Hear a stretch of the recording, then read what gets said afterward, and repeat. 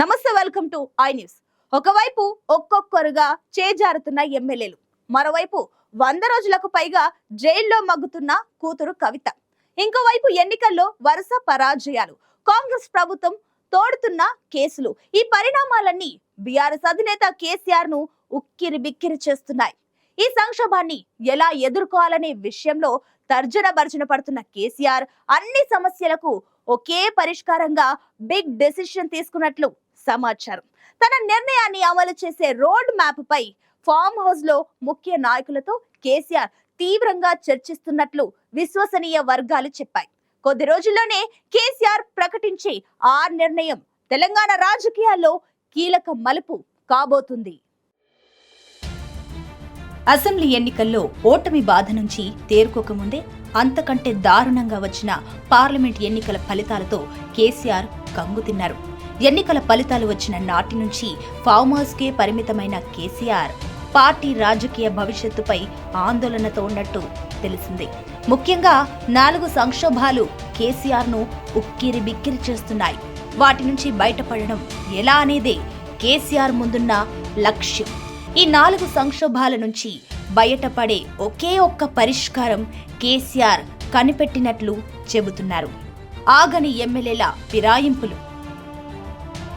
కేసీఆర్ ముందున్న మొదటి సంక్షోభం పార్టీ ఎమ్మెల్యేల ఫిరాయింపులు. ఒక్కొక్క ఎమ్మెల్యే పార్టీ మారి కాంగ్రెస్ కండువా కప్పుకోవడం కేసీఆర్ ను కలవరపరుస్తున్నది.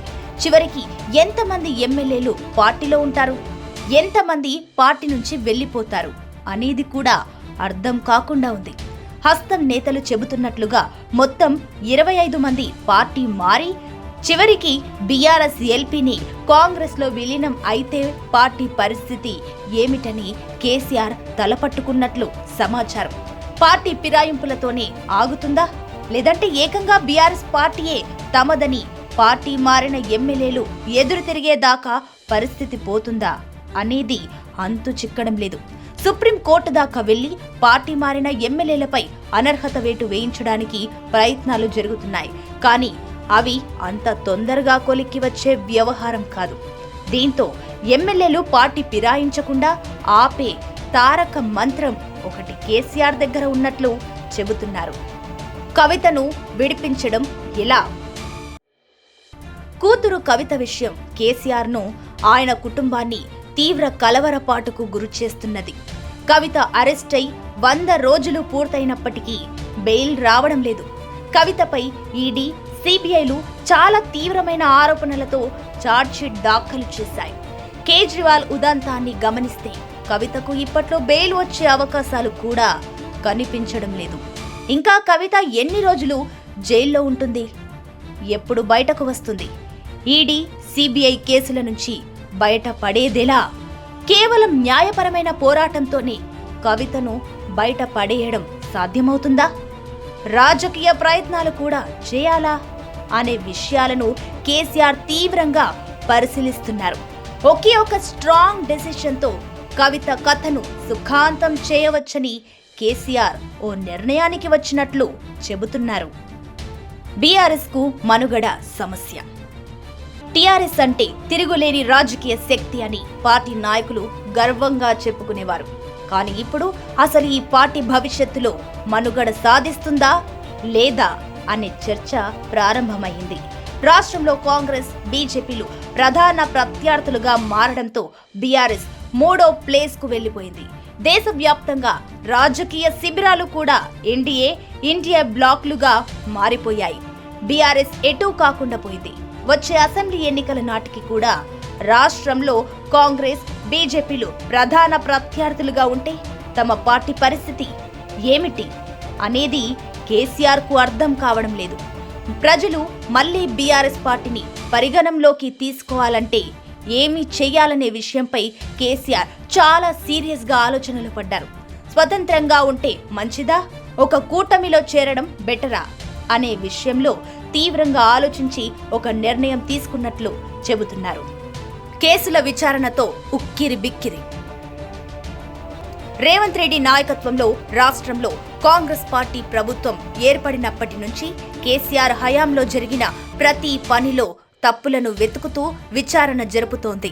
విద్యుత్ కొనుగోళ్లు, విద్యుత్ ప్లాంట్ల నిర్మాణం, మేడిగడ్డ బ్యారేజీ కుంగుబాటు, ఫోన్ ట్యాపింగ్, గొర్రెల స్కామ్, సెక్రటేరియట్ నిర్మాణంలో అవినీతి, హెచ్ఎండిఏలో అనుమతులు, ఓఆర్ఆర్ లీజ్ తదితర అంశాలపై దర్యాప్తులు, విచారణలు సాగుతున్నాయి. వీటిలో కొన్నింటిని సిబిఐకి కూడా ఇచ్చే అవకాశాలున్నాయంటున్నారు.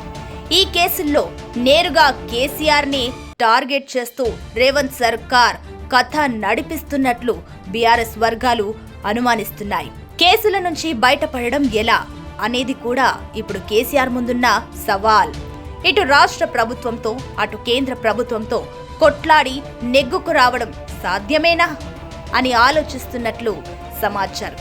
కేంద్రంలో బీజేపీ చేస్తున్న రాజకీయ వేధింపులకు వ్యతిరేకంగా పోరాటం చేస్తున్న ఇండియా బ్లాక్ లో కూడా కేసీఆర్ పార్టీ లేదు. దీంతో కేసీఆర్ కు అండగా నిలిచే మరో పార్టీ కానీ మరో నాయకుడు కానీ దేశంలో కనబడడం లేదు.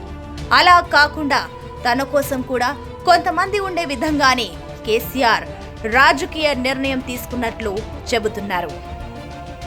మోడీతో స్నేహమే జిందా తిలస్మాత్. రాష్ట్రంలో కాంగ్రెస్ పార్టీయే బీఆర్ఎస్ కు ప్రధాన ప్రత్యర్థి. శత్రువుకు శత్రువు మిత్రుడు అన్న చందంగా కేంద్రంలో కాంగ్రెస్ పార్టీకి ప్రధాన ప్రత్యర్థి అయిన బీజేపీతో సఖ్యతగా ఉండడమే ప్రస్తుతానికి సరైన నిర్ణయమని కేసీఆర్ భావిస్తున్నట్లు తెలిసింది. దేశవ్యాప్తంగా కూడా బీజేపీ నాయకత్వంలోని ఎన్డీఏలోనూ బీఆర్ఎస్ చేరితే భవిష్యత్తు రాజకీయాలు కూడా సులభం అవుతాయని గులాబీ బాస్ యోచిస్తున్నట్లు సమాచారం. బీజేపీ కూడా తమలాగా కాంగ్రెస్ కు ప్రధాన ప్రత్యర్థి కాబట్టి రెండు పార్టీల మధ్య భావసారూప్యత కూడా ఉంటుందని కేసీఆర్ నమ్ముతున్నాడట. మోడీతో స్నేహం చేయడం ద్వారా తన ముందున్న అనేక సంక్షోభాలను ఒక్క మాస్టర్ స్ట్రోక్ తో పరిష్కరించుకోవచ్చని కేసీఆర్ ఆశాభావంతో ఉన్నట్లు చెబుతున్నారు. ఇప్పటికే కేసీఆర్ తరపున కొందరు ఢిల్లీలో మోడీతో లాబియింగ్ కూడా మొదలుపెట్టినట్లు ప్రచారం జరుగుతోంది. తెలంగాణలో బీజేపీకి ఊపు కనిపిస్తున్నప్పటికీ కింది స్థాయిలో అంతగా క్యాడర్ లేదని, ఈ లోటు బీఆర్ఎస్ తో కూడుతుందని ఢిల్లీ పెద్దల చెవిలో కేసీఆర్ తరపున వకాల్తా పుచ్చుకున్న వారు నచ్చజెబుతున్నట్లు తెలిసింది. బీఆర్ఎస్ ఎమ్మెల్యేలు ప్రస్తుతం కాంగ్రెస్ లో చేరుతున్నారని, దీనివల్ల రాష్ట్రంలో కాంగ్రెస్ బలం బాగా పెరిగిపోతుందని కూడా వారు చెబుతున్నారు. దీనికి అడ్డుకట్ట వేయాలని కూడా వాదిస్తున్నారు. 2024 సార్వత్రిక ఎన్నికల్లో ఇండియా కూటమి బలం పెరిగిందని, 2029 ఎన్నికల నాటికి ఇండియా కూటమిని బలహీనపరిచి ఎన్డీఏను బలోపేతం చేయాలంటే కొత్త మిత్రుల అవసరం కూడా ఉందని మోడీకి వారు వివరిస్తున్నట్లు వినికిడి. అనుకున్నవన్నీ అనుకున్నట్లుగా జరిగితే ఏదో ఒక రూపంలో బీజేపీ బీఆర్ఎస్ చెలిమి చేసే అవకాశాలు ఉన్నాయంటున్నారు. కేసీఆర్ నుంచి మైత్రి ప్రతిపాదన వస్తే మోడీ ఎలా స్పందిస్తారు? తెలంగాణ బీజేపీ నాయకుల మనోగతం ఏమిటి? బీజేపీ జాతీయ నాయకత్వం ఏమి ఆలోచిస్తుంది అనే విషయాలు కూడా ఇక్కడ ప్రధానం కానున్నాయి.